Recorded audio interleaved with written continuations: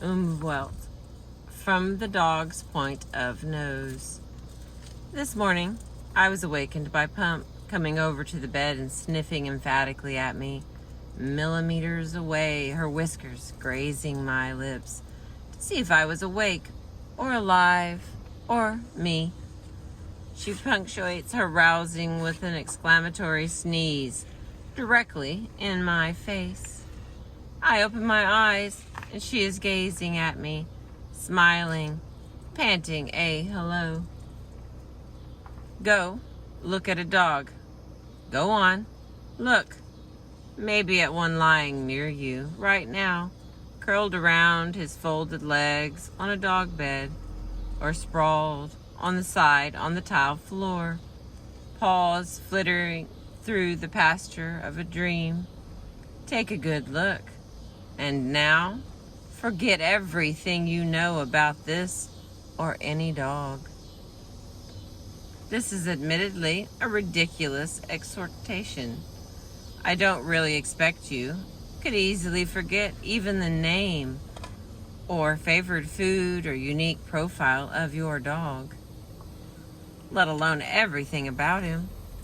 I think of the exercise as analogous to asking a newcomer to meditate, to enter into Satori, the highest state on the first to go. Aim for it and see how far you get. Science aiming for objectivity requires that one becomes aware of prior prejudices and personal perspective. What we'll find in looking at dogs through a scientific lens is that some of what we think we know about dogs is entirely borne out. Other things that appear patently true are, on closer examination, more doubtful than we thought. And by looking at our dogs from another perspective, from the perspective of the dog, we can see new things that don't naturally occur to those of us encumbered with human brains. So the best way to begin understanding dogs is by forgetting what we think we know. The first thing to forget are anthropomorphisms. We see, talk about, and imagine dogs' behavior from a human biased perspective, imposing our own emotions and thoughts on those furried creatures. Of course, we'll say dogs love and desire. Of course, they dream and think. They also know and understand us, feel bored, get jealous, and get depressed. What could be a more natural explanation of a dog staring dolefully at you as you leave the house for the day than that he is depressed that you are going? The answer is this: an explanation based in what dogs actually have the capacity to feel, to know, and to understand. We use these words, these anthropomorphisms, to help us make sense of dogs' behavior. Naturally, we are intrinsically prejudiced toward human experiences, which leads us to understand animals' experiences only to the extent that they match our own.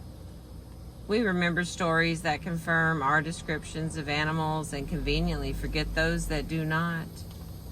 And we do not hesitate to assert facts about apes or dogs or elephants or any animal without proper evidence.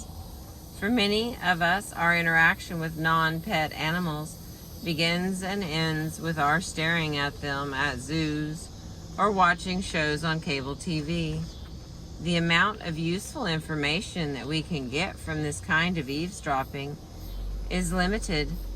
Such a passive encounter reveals even less than we get from glancing in a neighbor's window as we walk by.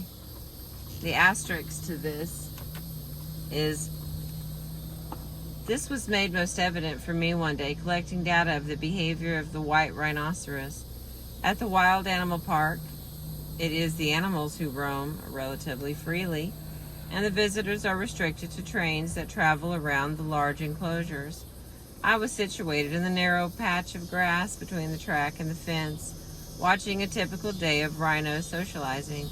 As the trains approached, the rhinos stopped what they were doing and moved quickly into a defensive huddle, standing with rumps together, heads radiating out in a rough sunburst. The animals are peaceful, but with poor vision, they can be easily startled if they do not smell someone approaching, and they count on each other as lookouts. The train stopped, and everyone gaped at the rhinos, who, it was announced by the guide, were doing nothing. Eventually, the driver moved on. The rhinos resumed their ordinary behavior. Anthropomorphisms are not inherently odious. They are born of attempts to understand the world, not to subvert it. Our human ancestors would have regularly anthropomorphized in an attempt to explain and predict the behavior of other animals, including those they might want to eat or that might want to eat them. Imagine encountering a strange, bright-eyed jaguar at dusk in the forest, and looking squarely in its eyes, looking squarely into yours. At that moment, a little meditation on what you might be thinking, if you were the jaguar, would probably be due, and would lead to your hightailing it away from the cat. Humans endured the attribution of humans endured, if not true, at least true enough.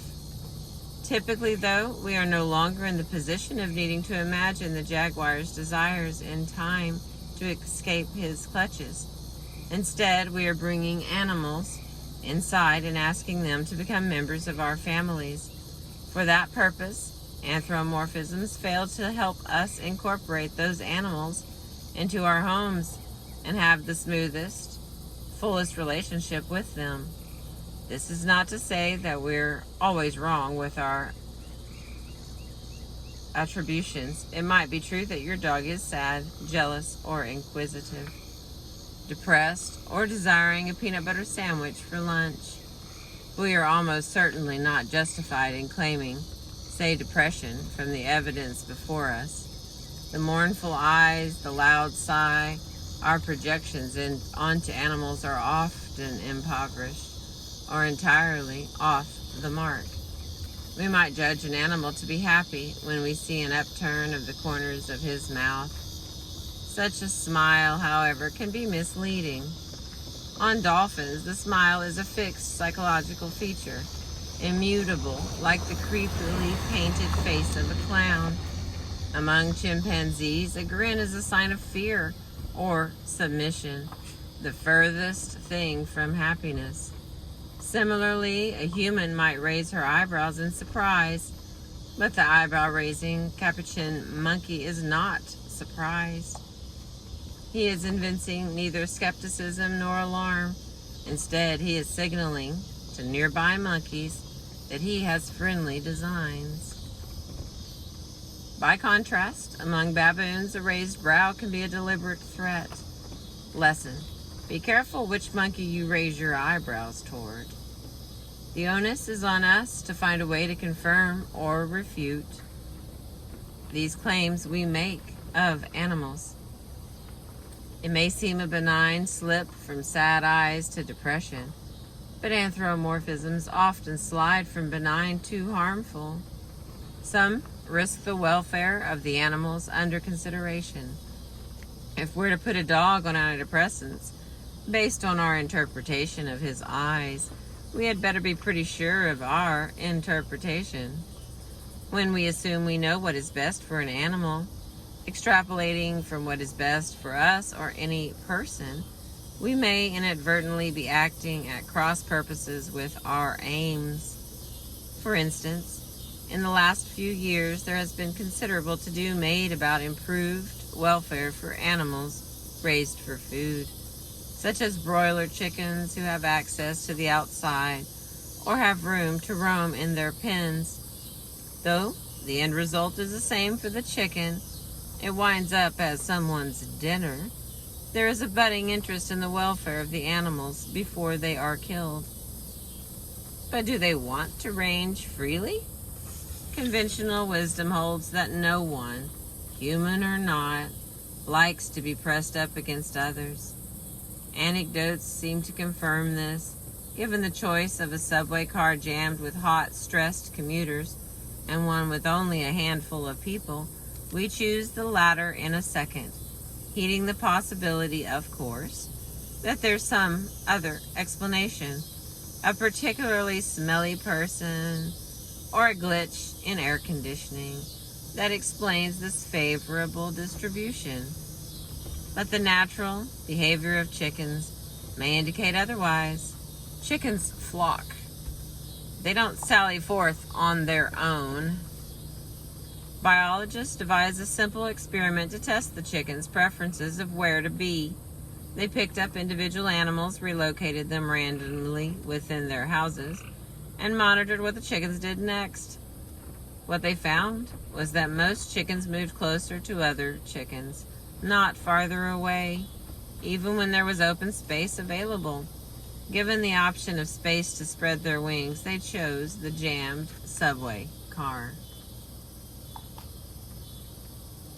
This is not to say that chickens thus like being smushed against other birds in a cage or find it perfectly agreeable life. It is inhumane to pin chickens so tightly they cannot move. But it is to say that assuming resemblance between chicken preferences and our preferences is not the way to insight about what the chicken actually does like. Not coincidentally, these broiler chickens are killed before they reach 6 weeks of age. Domestic chickens are still being brooded by their mothers at that age. Deprived of the ability to run under her wings, the broiler chickens run closer to other chickens. Take my raincoat, please. Do our anthropomorphic tendencies ever miss so fabulously with dogs? Without a doubt they do. Take raincoats. There are some interesting assumptions involved in the creation and purchase of tiny, stylish, four-armed rain slickers for dogs. Let's put aside the question of whether the dogs prefer a bright yellow slicker, a tartan pattern, or a raining cats and dogs motif. Clearly they prefer the cats and dogs. Many dog owners who dress their dogs in coats have the best intentions. They have noticed, perhaps, that their dog resists going outside when it rains. It seems reasonable to extrapolate from that observation to the conclusion that he dislikes the rain. He dislikes the rain? What is meant by that? It is that he must dislike getting the rain on his body, the way many of us do. But is that a sound leap? In this case, there is plenty of seeming evidence from the dog himself. He is excited and wagging when you get the raincoat out. That seems to support the leap, or instead, the conclusion that he realizes that the appearance of the coat predicts a long-awaited walk. Does he flee from the coat? Curl his tail under his body and duck his head? Undermines the leap, though does not discredit it outright. Does he look bedraggled when wet? Does he shake the water off excitedly? Neither confirmatory nor disconfirming. The dog is being a little opaque. Here, the natural behavior of related wild canine proves the most informative about what the dog might think about a raincoat. Both dogs and wolves have clearly their own coats permanently affixed. One coat is enough. When it rains, wolves may seek shelter, but they do not cover themselves with natural materials. That does not argue for the need for or interest in raincoats. And besides being a jacket, the raincoat is also one distinctive thing: a close, even pressing covering of the back, chest, and sometimes the head. There are occasions when the wolves get pressed upon the back or head, and it is when they are being dominated by another wolf, or scolded by an older wolf or relative. Dominants often pin subordinates down by the snout. This is called muzzle biting, and accounts perhaps for why muzzled dogs sometimes seem prematurely subdued. And a dog who stands over another dog is being dominant. The subordinate dog in that arrangement would feel the pressure of the dominant animal on his body. The raincoat might well reproduce that feeling. So the principal experience of wearing a coat is not the experience of feeling protected from wetness. Rather, the coat produces the discomforting feeling that someone higher ranking than you is nearby. This interpretation is borne out by most dogs' behavior when getting put into a raincoat. They may freeze in place as they are dominated. You might see the same behavior when a dog resisting a bath suddenly stops struggling when he gets fully sodden or covered with a heavy wet towel. The bee-jacketed dog may cooperate in going out, but not because he has shown he likes the coat. It is because he has been subdued. Here's the asterisk. This is similar to what was discovered by the mid-century behaviorist researcher who exposed laboratory dogs to an electric shock from which they couldn't escape. Later, put in a chamber from which there was a visible escape route and shocked again, these dogs showed learned helplessness. They did not try to avoid the shock by escaping. Instead, they froze in place, seemingly resigned to their fate. The researchers had essentially trained the dogs to be submissive and accept their lack of control of the situation. They later forced the dog to unlearn the response and end the shocks. Happily, the days of experiments wherein we shock dogs to learn about their responses are over. And he will wind up being less wet. But it is we who care about the planning for that, not the dog. The way around this kind of misstep is to replace our anthropomorphizing instinct with a behavior reading instinct. In most cases, this is simple. We must ask the dog what he wants. You need only know how to translate his answer. Thank you for listening.